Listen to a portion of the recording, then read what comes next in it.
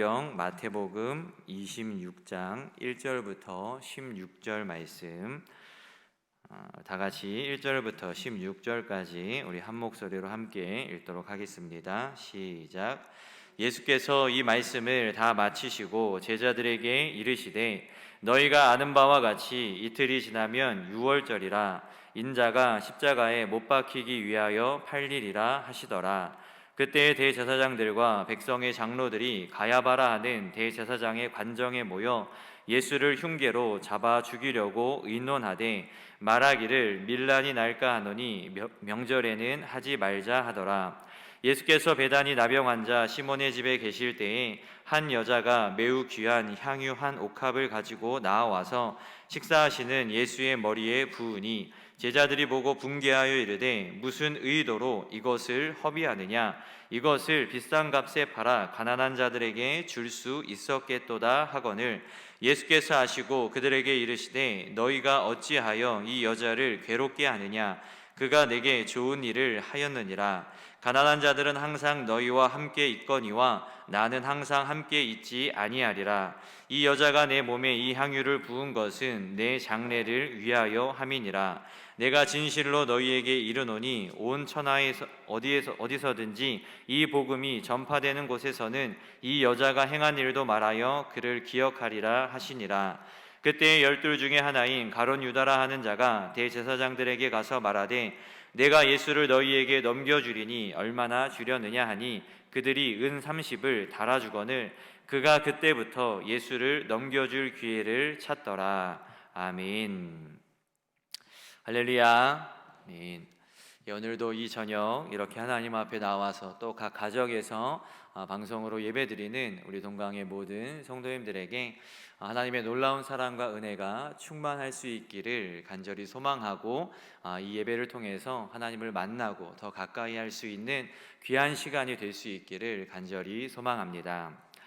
오늘 본문 2절 말씀을 보면 예수님께서 이틀 후인 유월절에 잡히시고 십자가에서 이제 죽으실 것을, 십자가에 못 박히기 위하여 팔리리라 라고 말씀하시는 그런 장면을 볼 수 있습니다.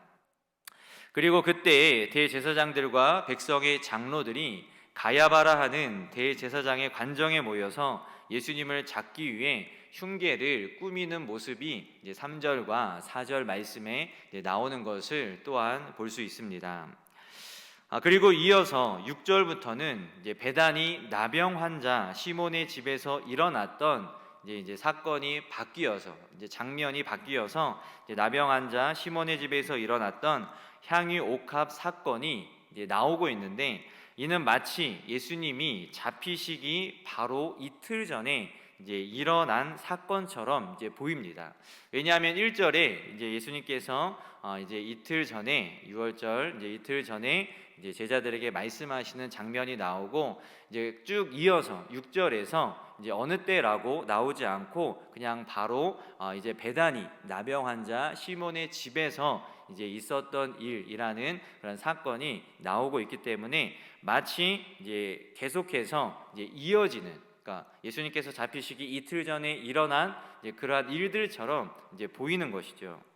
하지만 동일한 내용이 나오는 요한복음 12장 1절을 보면 유월절 엿새 전, 그러니까 예수님께서 예루살렘 성으로 들어가시기 전에, 예루살렘 성으로 입성하시기 전, 그 전날, 바로 전날인 이제 토요일에 일어난 사건이다라는 것을 알 수 있습니다. 그러니까 이제 종료주일, 우리가 흔히 알고 있는 종료주일이 지나면 이제 고난주간이 시작이 되는데, 그 종료주일 바로 전날인 토요일, 그날에 이제 이 사건, 향유 옥합 사건이 일어났다라는 것이죠. 이처럼 요한과는 다르게 이제 마태와 마가가 마치 이틀 전에 일어난 사건인 것처럼 기록한 이유는 예수님의 죽음에 대한 준비로서 이 사건이 지닌 의미, 그리고 마리아의 헌신적인 모습과 반대되는 가룟 유다의 배신을 좀 더 부각시키기 위해서, 좀 더 극적으로 이제 보여주기 위해서 이렇게 시간적 배열을 좀 무시하고, 이제 마태와 마가복음이 동일하게 이제 이틀 전에 일어난 사건처럼 그렇게 기록을 하고 있는데, 시간적 배열을 무시하고 이제 그러한 이유로 기록을 하게 된 것입니다. 그리고 오늘 우리는 예수님에 대한 이 두 사람의 상반된 모습, 그러니까 한 여인과 가룟 유다, 이 두 사람의 상반된 모습을 이제 볼 수 있게 되는데, 바로 이 두 사람의 모습을 통하여서 이제 바로 우리에게 주시는 교훈이 무엇인지 오늘 이 시간 말씀을 나누도록 하겠습니다. 우리가 첫 번째로 볼 사람은 바로 향유 한 옥합을 가지고 나온 여인, 그 여인의 모습입니다. 우리 6절과 7절 말씀을 다시 한번 읽어보도록 하겠습니다. 시작. 예수께서 베다니 나병 환자 시몬의 집에 계실 때에 한 여자가 매우 귀한 향유 한 옥합을 가지고 나와서 식사하시는 예수의 머리에 부으니. 아멘. 예수님께서는 제자들과 함께 예루살렘에 들어가시기 전 이제 베다니라는 곳에 이제 나병 환자 시몬의 집에 머무르게 되었습니다. 이 베다니는 예루살렘과 약 3km 정도 떨어져 있는, 그러니까 이제 너무 굉장히 이제 가까운 거리죠. 3km밖에 떨어져 있지 않은 예루살렘에서 매우 가까운 지역이었습니다. 그러니까 다음 날 이제 예루살렘에 들어가시기 위해서 머무르기에는 아주 적합한 곳이었죠. 3km밖에 되지 않으니까 매우 가까운 거리니까 그곳에서 이제 하루 머무시고 이제 다음 날 이제 예루살렘 성으로 입성을 하게 되는 겁니다. 이렇게 나병 환자 시몬의 집에서 머무르시며 식사를 하실 때 아마도 이제 시몬은 예수님께 나병을 고침받은 사람인 것 같습니다. 그렇지 않고서야 나병 환자가 정상인들과 함께 이제 그렇게 생활할 수 없고 또 식사도 할 수 없었기 때문이죠. 우리가 잘 알고 있듯이 유대인들에게 나병이라고 하는 것은 부정한 병으로 여겨졌습니다. 그래서 나병 환자들은 함께 일반 사람들과 함께 살 수가 없었어요. 성 밖에서 살아야 됐고 또 숨어서 살아야 됐고 그들의 몸에 그 나병을 감춰야 됐습니다.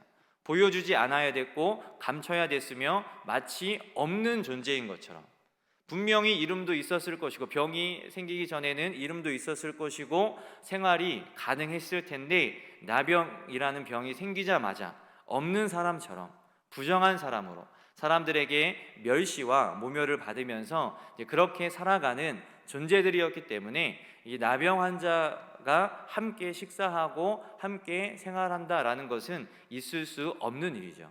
그렇기 때문에 성경에서 나병 환자 시몬이라고 이야기한 것은 이제 시몬이라는 이름이 많으니까 구별하기 위해서 나병 환자라고 이야기를 했던 것이고, 그 나병은 예수님에 의해서 아마 깨끗하게 치료함을 받은 그러한 사람일 것이다 라는 것이죠. 그렇게 이제 나병 환자 시몬의 집에서 예수님과 제자들이 머무시면서 이제 식사를 하시며 이제 좋은 시간을 보내고 있었습니다. 그럴 때 한 여인이 이제 예수님께로 와서 향유 한 옥합을 예수님의 머리에 부었습니다. 요한복음을 보면 이 여인의 이름이 나오는데 바로 마르다의 동생인 마리아가 예수님께 와서 그 향유 한 옥합을 부은 것이죠. 그러자 그 향유로 인하여서 아마도 온 집안에 좋은 향기가 퍼졌을 겁니다. 그래서 요한복음을 보면 그 향기가 그 집안에 가득 찼더라라고 기록하고 있는 것을 볼 수 있습니다. 그리고 본문을 보면 매우 귀한 향유 한 옥합이라고 이제 나와 있는데, 이제 7절 말씀을 보면, 우리가 읽은 7절 말씀을 보면 한 여자가 매우 귀한 향유 한 옥합을 가지고 나와서 식사하시는 예수의 머리에 부으니라고 이제 되어 있습니다. 매우 귀한 향유 한 옥합. 그런데 마가복음에서는 매우 값진 향유 곧 순전한 나드라고 기록을 하고 있고, 요한복음에서는 지극히 비싼 향유 곧 순전한 나드라고 기록을 하고 있습니다. 어찌됐든 이 세 복음서에서 보면 이 향유가 매우 귀중하고 가치 있고 비싸고 이제 굉장히 구하기 어려운 물건이다라는 것을 알 수가 있는 것이죠. 향유의 원어는 이제 헬라어 원어는 미루라는 단어인데, 이것은 나무에서 나온 수액으로 만들어진 기름이나 고약으로 진한 향씨를 내뿜는 이제 방향제, 방향제를 이제 통틀어서 이야기할 때 향유라고 이야기를 합니다. 그리고 나드라는 것은 인도의 히말라야 지역에서 자생하는 그 나무의 뿌리에서 얻는 감송 향유를 가리키는데, 강한 휘발성의 향취가 나는 그러한 것을 이제 나드라고 합니다. 그러니까 인도에서 나는 것이니까 이제 유대 지역에서는 구할 수 없는, 그러니까 수입품이죠. 수입품인 이 나드, 그 나드를 이제 이 여인이 가지고 온 것이죠. 그리고 이 향유는 옥합에 담겨져 유통되었는데, 이 옥합이라는 단어의 원어, 헬라어 원어는 알라바스트로라는 단어로서, 이 알라바스트로라는 단어는 이제 석회질의 성질을 띤 부드러운, 이게 알라바스트론이라는 단어인데, 석회질의 성질을 띤 부드러운 대리석으로 만들어진 병으로서 이제 몸체는 크고 둥글며 목이 길고 주둥이는 좁게 되어 있다라고 합니다. 그래서 보통 향유를 담은 이 병은 임봉되어 있는데, 휘발성이 강하기 때문에 이제 이 향유가, 이 나드 향유가 휘발성이 강하기 때문에 제대로 이제 그 입구를 막지 않으면 운반되는 도중에 다 날아가 버리기 때문에 필히 임봉을 해서 그렇게 운반을 했다고 합니다. 그래서 이 향유를 담은 이 옥합은 임봉되어서 이제 시중에서 판매가 되었고, 또 사용할 때는 그 주둥이를 깨트려서, 이제 임봉이 되었으니까 그 임봉을 이제 풀어야 돼서 그 주둥이를 깨트려서 이제 사용을 했다고 합니다. 그리고 성경에 보면 나드 한 근이라고 되어 있는데, 여기서 한 근은 중량의 단위로 대략 340g, 그러니까 이제 밀리리터로 환산했을 때 360ml로, 그러니까 이제 우리가 생수 500ml보다 좀 안 되는 이제 그러한 이제 용량을 가지고 있는 그러한 이제 향유였다라는 것을 알 수 있습니다. 그리고 이 향유 옥합은 매우 비싸고 희귀하여서 귀인들에게 드리는 선물용으로 이제 사용이 되었고, 구하기가 매우 어려웠다고 합니다. 그리고 오늘 우리가 읽은 말씀에서도 알 수 있듯이 300데나리온으로 노동자가 1년 동안 일해서 벌 수 있는 엄청난 고가의 물품, 그러니까 노동자의 1년치 연봉에 해당하는 그러한 가격을 가진 엄청난 고가의 이제 물품이었다라는 것을 알 수가 있죠. 그래서 성경은 매우 귀한, 지극히 비싼, 매우 값진이라는 표현을 하고 있는 겁니다. 그렇게 큰 돈을 여인 혼자 모으기란 쉽지 않은 시대였습니다. 유대 사회가 남성 중심의 사회였죠. 그런데 그렇게 노동자의 1년 연봉, 그 연봉을 여인이, 여자 혼자서 이제 그렇게 큰 돈을 모으기란 쉽지 않았습니다. 그런데 마리아는 그렇게 큰 돈을 모아서 산 이 향유를 예수님을 위해 온전히 아낌없이 몽땅 다 쏟아 부었습니다. 그녀가 이렇게 할 수 있었던 것은 예수님을 너무나 사랑하며 믿고 따랐기 때문이죠.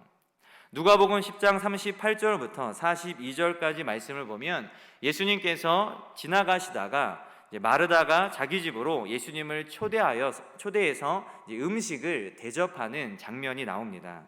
그때 마르다는 예수님을 대접하기 위해서 굉장히 분주하게 움직입니다. 그래서 예수님께 드릴, 또 제자들에게 이제 드릴 음식을 이제 만들기 위해서 부엌에서 굉장히 분주하게 이것저것 이제 바쁘게 움직이면서 일하는 모습이 나옵니다. 그런데 그녀의 동생 마리아는 예수님의 바로 앞, 성경을 보면 주의 발 아래에 앉아서, 그러니까 예수님의 발 아래에 앉아서, 그러니까 예수님 바로 앞에 앉아서 예수님의 말씀을 듣고 있었다라고 기록을 합니다. 이처럼 마리아는 예수님의 말씀을 너무나 사모하는 사람이었고, 그 말씀에 은혜 받은 사람이었으며, 예수님을 온전히 믿고 따르며 사랑하는 사람이었다라는 것을 이 사건을 통해서 알 수가 있는 것이죠. 그렇게 예수님을 믿으며 사랑하니까 매우 귀한, 향유 한 옥합 300데나리온이나 되는 구하기도 어려운 그 물건을, 그 향유를 아낌없이 예수님을 위해 드릴 수가 있었던 겁니다.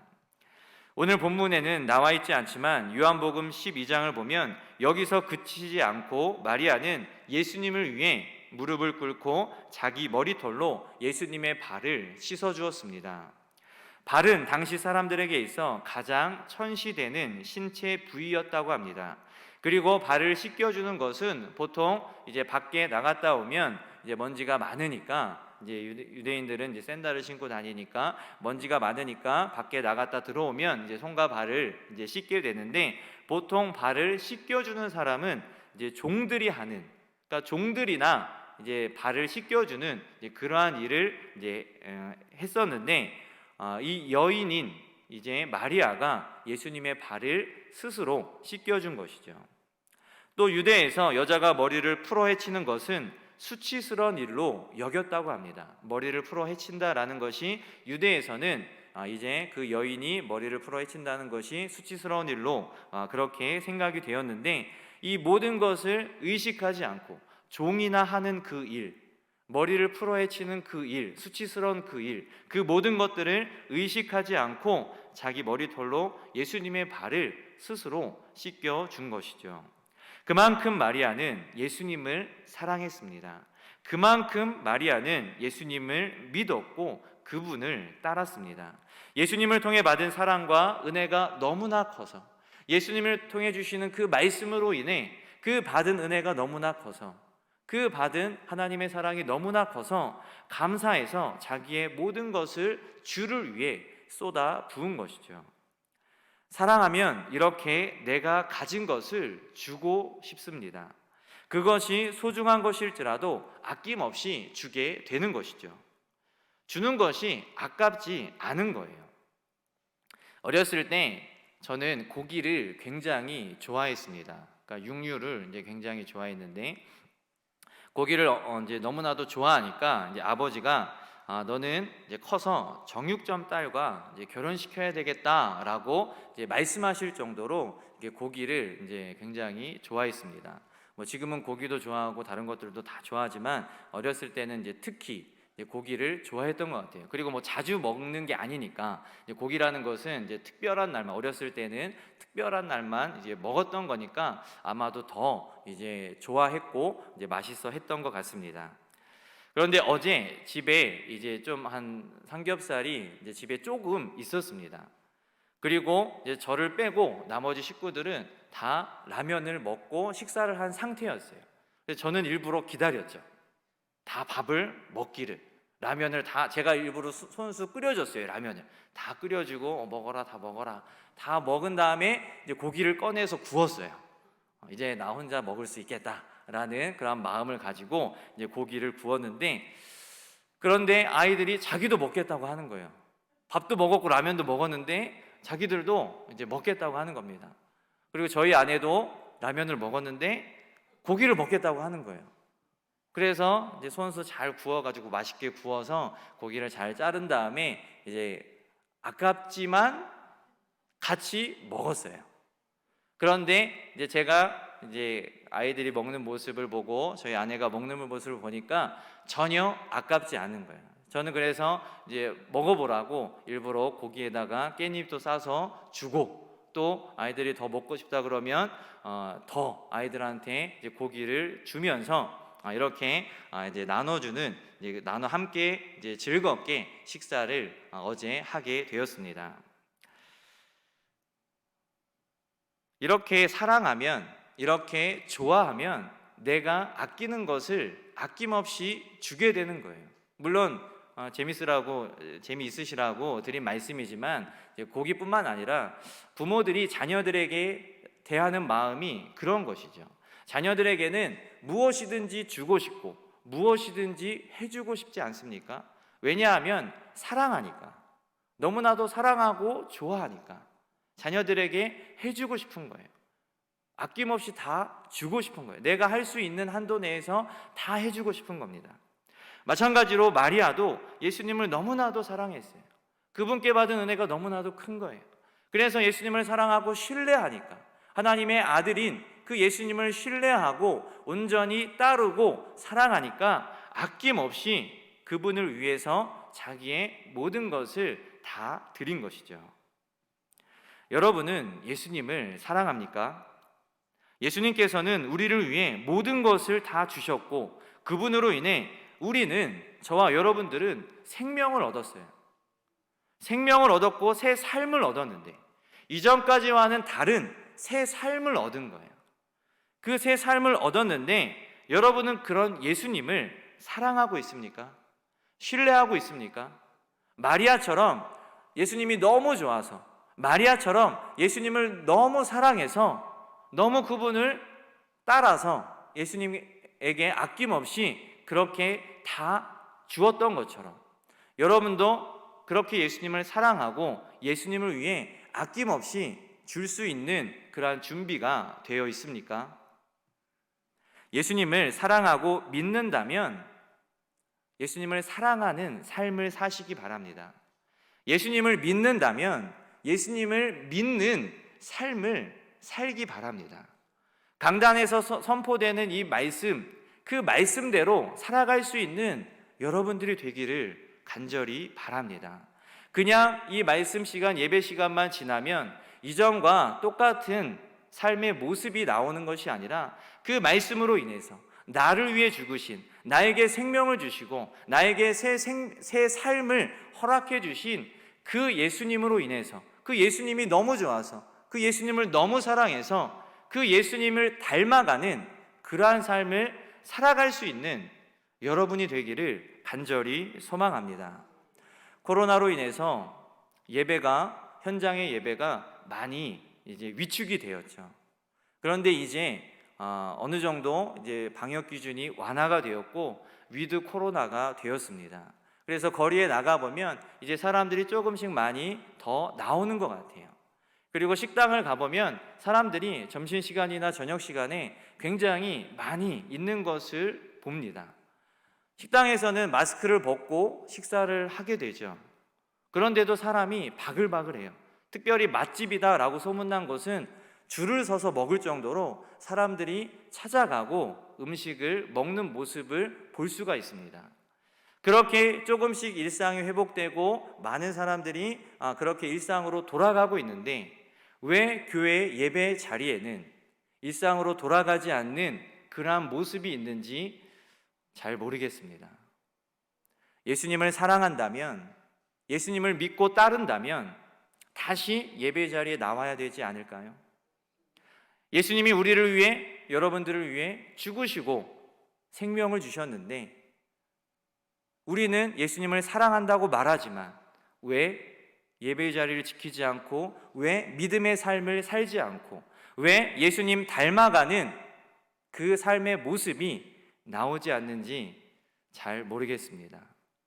오늘 이 말씀을 통하여서 이 마리아가 예수님을 너무 사랑하고 예수님을 너무 따르고 믿기 때문에 그 모든 것을 다 드렸던 것처럼 여러분들도 다시 한번 이 마리아의 모습을 통해서 나를 위해 죽으시고 나에게 새 생명을 주시고 새 삶을 허락하신 그 예수 그리스도를 위해 살아가기를 결단하고 그 믿음의 삶의 모습을 보일 수 있는 우리 동강교회 성도들이 될 수 있기를 바랍니다. 믿음의 삶의 모습은 책임지는 삶입니다. 책임지는 삶. 하나님 앞에 정말 책임 있는 그러한 삶을 살아갈 수 있는 우리 동강교회 성도들이 되기를 바랍니다. 두 번째로 볼 사람은 예수님의 제자였던 가롯 유다의 모습입니다. 우리 8절 말씀을 다시 한번 읽어보도록 하겠습니다. 8절입니다. 시작. 제자들이 보고 분개하여 이르되 무슨 의도로 이것을 허비하느냐. 오늘 말씀에는 제자들이라고 나와 있지만 요한복음에는 더 구체적으로 그 제자들 중 한 사람인 가룟 유다가 이렇게 이제 그 여인 마리아에게 이야기를 하는 것을, 분노하면서 말하는 것을 볼 수가 있습니다. 유다는 우리가 잘 알고 있듯이 예수님을 3년 동안이나 따라다녔던 12명의 제자들 중 한 사람이었습니다. 예수님과 가장 가까이 한 사람이 바로 가룟 유다였습니다. 3년 동안 예수님을 가장 가까이에서 지켜보았고 그분의 말씀을 들었고 그분과 함께한 사람이 바로 가룟 유다였다는 것이죠. 그런데 유다는 예수님께서 죽으실 것을 자신이 이제 잡히시고 죽게 될 것을 말씀하시자 그는 예수님을 배신하기로 합니다.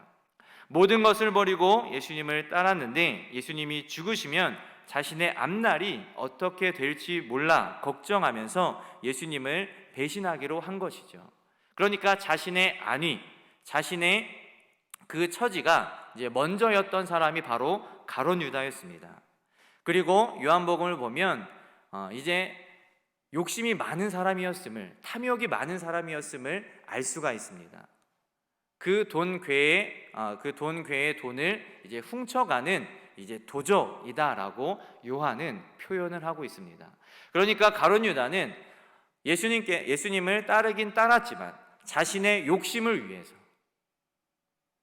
자신이 가지고 있는 탐욕을 위해서, 자신의 이익을 위해서 예수님을 따랐던 사람이다라는 것이죠.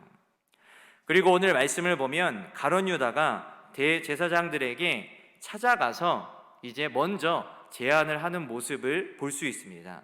14절 말씀을 보면 그때 12 중에 하나인 가룟 유다라 하는 자가 대제사장들에게 가서 말하되, 대제사장들이 유다를 부른 것이 아니에요. 먼저 예수님의 제자들에게 대제사장들이 그 흉계를 가지고 접근하거나 그들을 유혹한 것이 아니라 가룟 유다가 대제사장들에게 먼저 찾아간 겁니다. 이것은 가룟 유다의 마음속에 여차하면 예수님을 배신할 준비가 늘 되어 있었다라는 것을 보여주는 장면입니다. 그가 갑자기 배신한 것이 아니라 그냥 갑자기 유다가 예수님을 배신한 것이 아니라 유다의 마음속에 여차하면, 그 의식 속에 여차하면 예수님을 배신해야겠다라는 그 마음이 늘 있었다라는 것을 보여주는 것이죠. 왜냐하면 예수님을 신뢰하지 못하니까, 예수님을 사랑하지 않으니까. 이처럼 가룟 유다는 자신의 안위밖에, 자신의 욕심밖에 챙기지 않았던 사람이었습니다.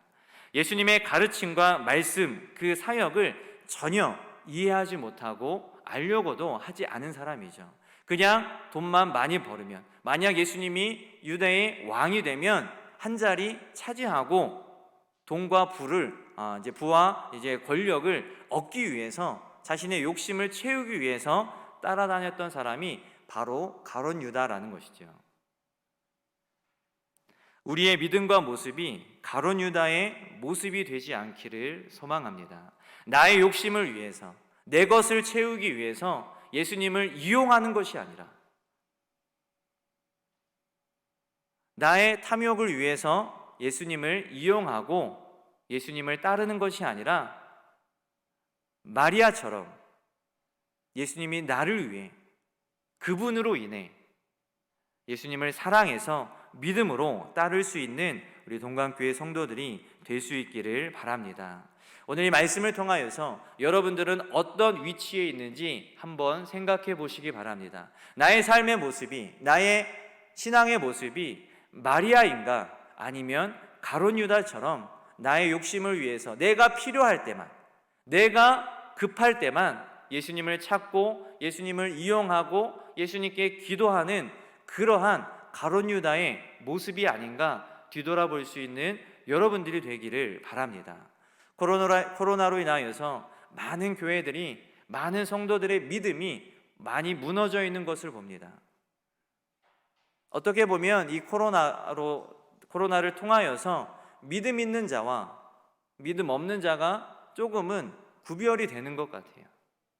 그럴 때에 믿음 없는 자의 모습으로 구별되는 것이 아니라 우리 동강교회 모든 성도들은 믿음 있는 자의 모습으로 하나님을 더욱더 사랑하고 그분을 위해 나의 것을 먼저, 나의 삶의 우선순위가 내가 아니라 가룟 유다처럼 내 안위가 아니라 하나님이 되고 하나님의 일이 되고 하나님의 영광이 되고 그분의 사역이 될 수 있는 우리 동강교회 성도들이 될 수 있기를 바랍니다.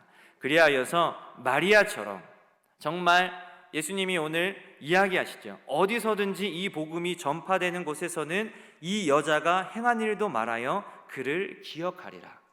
마리아처럼 좋은 소문이 나고 좋은 삶의 모습이 나타나서 많은 사람들이 우리의 모습을 보고 하나님께로 나아오는 놀라운 복음의 역사가 나타날 수 있는, 그러한 삶을 살아갈 수 있는 우리 동강교회 성도들이 되기를 간절히 소망합니다. 기도하겠습니다.